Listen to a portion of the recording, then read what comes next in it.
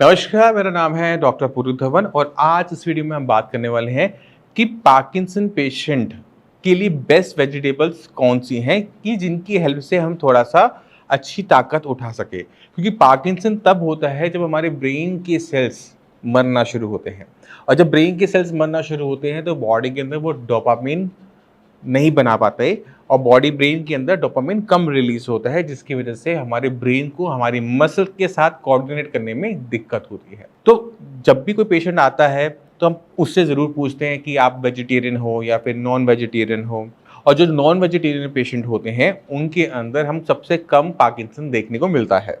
आपको सच बता रहा हूँ मैं आपको। अब हमने जो पेशेंट वेजिटेरियन है, कुछ पेशेंट ऐसे होते हैं जो अपनी डाइट को बिल्कुल चेंज नहीं कर सकते, वो उसमें डाइट भी एग भी ऐड नहीं करते, वो कहते हैं कि हम वेजिटेरियन हैं, हम वेजिटेरियन ही रहेंगे, हमें आप ठीक करो।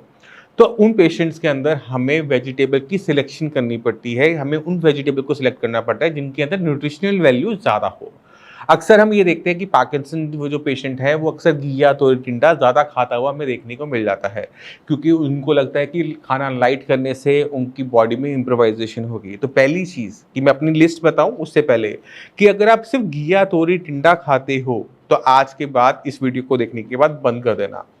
आपको चाहिए सारी वेजिटेबल्स खाना और उनको रोटेशन में रखना, और उस रोटेशन के अंदर जो वेजिटेबल्स मैं आपको बताने वाला हूं उनकी मात्रा को बढ़ा देना। आप वेजिटेरियन हैं तो अपने खाने के अंदर सबसे पहली चीज़ आप ऐड करोगे वो है दाल, क्योंकि दाल आपका सबसे बड़ा सोर्स होगा प्रोटीन का, सबसे बड़ा सोर्स होगा न्यूट्रिशनल वैल्यूज़ का। तो आपने अपने खाने के अंदर दाल ऐड करनी है। अब चाहे आप दाल की रोटी बनवाओ, दाल के अंदर आटे को गूँथो या दोपहर के अंदर दाल की कटोरी भर कर लो, कुछ भी करो, पर दाल आप साथ में हर टाइम के खाने में ज़रूर रखोगे, क्योंकि आपका मेन बिल्डिंग ब्लॉक वही है। क्योंकि वेजिटेरियन खाने के अंदर प्रोटीन की हमें कमी देखने को मिलती है, इसलिए हम दाल ज़रूर ऐड करवाते हैं। अब दाल के साथ सब्जियां भी कोई चाहिए होती हैं, तो जैसे मैंने बताया कि घिया तोरी टिंडा सिर्फ नहीं खाना, आपने रोटेशन में रखना है। तो आप एक काम और कर सकते हो, जैसे घिया तोरी टिंडा खा रहे हो तो उसमें दाल को ऐड कर दो, कोई भी दाल जो आपको पसंद है उसमें आप ऐड कर दो और उसे रोटेशन में सब्जियों के साथ, बाकी सब्जियों के साथ रखो। जब सब्जी में हम बात करते हैं तो मैं आज 5 सब्जियां लेकर आया हूं जो आपको अपने डाइट के अंदर मात्रा बढ़ा देनी चाहिए। रोटेशन तो रहेगी बट मात्रा ज़्यादा होगी। जैसे आप दिन में, हफ्ते में आपने एक चार्ट बना रखा है, तो ये सब्जियों से जो सब्जियां बनती हैं उनकी मात्रा को आप ज़्यादा रख सकते हो। जैसे हफ्ते में 2 बार रख लिया या 10 दिन में 2 बार रख लिया, जिससे उससे थोड़ा सा हम बेनिफिट ज़्यादा उठा सकें। तो सबसे ऊपर आते हैं मशरूम्स। मशरूम्स के बारे में हम सब जानते हैं कि मशरूम्स में ताकत किसी और सब्जी के मुकाबले ज़्यादा होती है, उसमें प्रोटीन ज़्यादा होता है, उसमें विटामिन मिनरल्स ज़्यादा होते हैं। अब मशरूम्स जो हैं बहुत सारे टाइप के आते हैं, बटन मशरूम आते हैं, फ्लैट टाइप के भी मशरूम्स आते हैं जो कि आप स्क्रीन पे देख पा रहे हैं। इन सभी को जो भी मार्केट में आपके घर के आसपास अवेलेबल हो उसको आप अपनी डाइट के अंदर ऐड करेंगे। अब मशरूम के साथ आप मटर डालो, मशरूम के साथ आप आलू डालो, फ़र्क नहीं पड़ता, मशरूम होगा। मशरूम के साथ जो रेसिपीज़ और बन सकती हैं वो भी आपकी डाइट के अंदर ज़्यादा मात्रा में ऐड होगी। इसके बाद चलते हैं थोड़ा सा इसके नीचे वाले लेवल पे, वो है गाजर। गाजर को हम देखते हैं, गाजर रेड रेड कलर की होती है, उसमें विटामिन ए, फ्लेवॉइड्स बहुत अच्छी मात्रा में होते हैं, तो इसको भी आप अपनी डाइट में ऐड कर सकते हो। पर ध्यान के रखना है रोटेशन हो, चाहे आप गाजर और मशरूम की कॉम्बिनेशन बनाओ, किसी का भी कॉम्बिनेशन बनाओ, बट आपकी उसके अंदर डाइट के अंदर गाजर की मात्रा रखी जा सकती है। तीसरी चीज़ आती है बीन्स। बीन्स जो हैं इनके अंदर भी हम न्यूट्रिशनल वैल्यू औरों के मुकाबले ज़्यादा देखते हैं कंपैरेटिवली। तो बीन्स को भी ऐड करने से हमें सेम बेनिफिट मिलता है जो कि हमें गाजर और मशरूम को ऐड करने से मिलता है। तो अपनी डाइट के अंदर हम तीसरी वेजिटेबल के ऐड करने वाले हैं वो है बीन्स। बीन्स बहुत सारी टाइप की आती हैं, तो कोई भी आप बीन्स लेंगे आपके लिए वो बेनिफिशियल रहेगा। और कॉम्बिनेशंस हम बना सकते हैं, उसमें हमें महारत हासिल होती है इंडियंस को। कोई फिक्स सब्जी बनाना ज़रूरी नहीं होता, कॉम्बिनेशन बनाओ, मटर के साथ बना लो, बीन्स उसके साथ, आलू के साथ बना लो, बट हमें कॉम्बिनेशन बनाते हुए चलना है। और चौथी वेजिटेबल के ऊपर आते हैं वो है ब्रोकली। ब्रोकली हम सब जानते हैं कि उसकी न्यूट्रिशनल वैल्यू प्लेन गोभी से ज़्यादा होती है। तो अगर जहाँ पे आपने प्लेन वाइट वाली गोभी खानी, कॉलीफ्लावर खाना है, उसकी जगह हम ऐड कर सकते हैं ब्रोकली। जहाँ पर हमने कैबेज खानी है वहाँ पर हम ऐड कर सकते हैं ब्रोकली, और ब्रोकली और मशरूम का कॉम्बिनेशन भी अच्छा बनता है, जो मुझे पर्सनली पसंद भी है। अब चलते हैं अपनी लास्ट के ऊपर, और उसमें आती है पालक। पालक से लोग डरते बहुत ज़्यादा हैं, इसमें कीड़ा होता है या इससे पथरी हो जाती है, इसमें आयरन कंटेंट ज़्यादा होता है। ये हमारे लिए बेनिफिशियल है पार्किंसन के अंदर।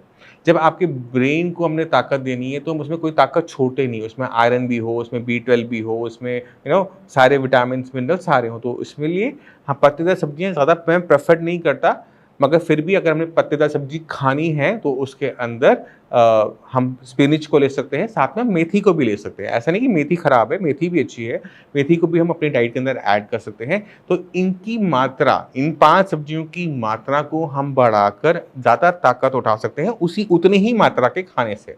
रोटी हमने 2 ही खानी है, बट अगर हमारी खाने के अंदर सब्जियों के अंदर सब्जियाँ थोड़ी ज़्यादा न्यूट्रिशनल वैल्यू वाली होगी तो थोड़ी सी ज़्यादा ताकत हमें मिलेगी। हमने ताकत अंदर डाली, इसका मतलब ये है कि हमारे ब्रेन को थोड़ी ज़्यादा ताकत मिली, क्योंकि ब्रेन को एनर्जी कंजम्पशन वाला ऑर्गन है, बहुत ताकत लेता है। अगर आप कोई काम कर रहे हो, कोई ब्रेन वाला काम कर रहे हो, ब्रेन कितनी जल्दी थक जाता है, और जब ब्रेन थकता है तो पूरी बॉडी भी थकावट महसूस करना शुरू करती है। तो ब्रेन के हिसाब से सोचो, ब्रेन के हिसाब से खाना दो। और वेजिटेरियन खाना मैं प्रेफर नहीं करता किसी भी पार्किंसन पेशेंट के लिए, मगर जो हार्डकोर अब हैं, नहीं खा सकते, नॉन-वेज नहीं ले सकते, उनके लिए यही सब्स्टिट्यूट बनता है। और सबसे अच्छी बात क्या रहती है कि वेजिटेबल से जो सूप बनता है ना, उसका इंटेक आप ज़रूर शुरू करो। आप दिन में क्या करते हो, दिन में 3-4 बार चाय पीते हो और अपनी भूख को ख़त्म कर देते हो, जबकि हमें ऐसा करना चाहिए कि हमें कुछ ऐसा लेना चाहिए जिससे हमारी जो भूख है, जो खाने की जो हमारी इच्छा है, वो बढ़ जाए, और उसमें सूप बहुत अच्छा काम करता है। तो पालक है, चुकंदर है, गाजर है, मशरूम है, इन सबको सूप फॉर्म में आप इनटेक करोगे तो ताकत भी गई और आपकी भूख भी पहले से बेटर अच्छी लगेगी। इसलिए जब हम 5 स्टार होटल्स में जाते हैं तो क्या करते हैं, सबसे पहले सूप ऑर्डर करते हैं। सूप क्यों प्रेफर किए जाते हैं, क्योंकि ये आपकी एपेटाइजर की तरह वर्क करते हैं, आपकी भूख को वो खोल देते हैं और आपका जो खाना इनटेक है वो पहले से बेटर हो जाता है। तो चाय को अपनी डाइट से निकालो और दिन में 2 बार बढ़िया सा सूप बनाओ, उसमें दाल भी डालो, उसमें मिक्स वेजिटेबल्स भी डालो, कभी पालक ज़्यादा कर दी, कभी चुकंदर ज़्यादा कर दिया, कभी मशरूम ज़्यादा कर दिया। इस वेरिएबिलिटी के साथ आप अपनी डाइट को इन्हांस करो, इनरिच करो, जिससे पार्किंसन पेशेंट जो हैं आपके फैमिली में या आप खुद हैं, उनकी ब्रेन को अच्छी न्यूट्रिशन वैल्यूज़ मिले और वो पहले से बेटर वर्क कर सके। और जब हम अपनी पसंद का खाना खाते हैं तो मैं आपको बताता हूँ, डोपामाइन जो है वो खुश रखने वाला हार्मोन है।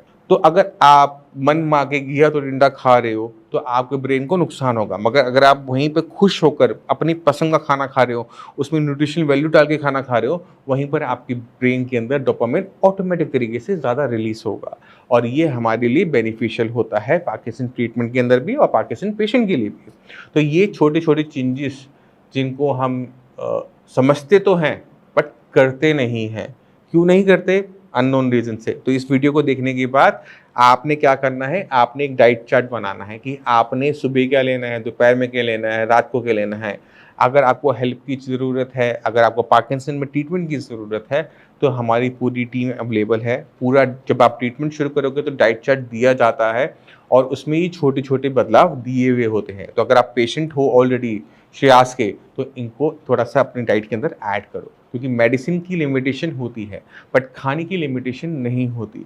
ट्रीटमेंट एक टाइम के बाद बंद करना होता है, बट जब हम खाने को ही दवाई बना लेते हैं, मेडिसिन बना लेते हैं, ट्रीटमेंट बना लेते हैं, तो ट्रीटमेंट भी जल्दी खत्म होगा और आपको पार्किंसन की दिक्कत कम बढ़ेगी या फिर वो रुक जाएगी। क्योंकि पार्किंसन जो है वो सेल्फ प्रोग्रेसिव डिसऑर्डर है, यानी एक बार शुरू हो गया तो आप ये लेके चलो कि आपकी दिक्कतें बढ़ती ही चली जाएंगी। तो उसे धीमा करना, उसे रोकना, उसमें खाने का बहुत बड़ा रोल होता है।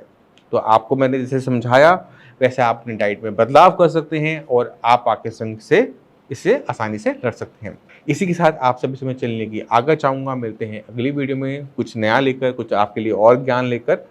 इसके साथ आज्ञा दीजिए।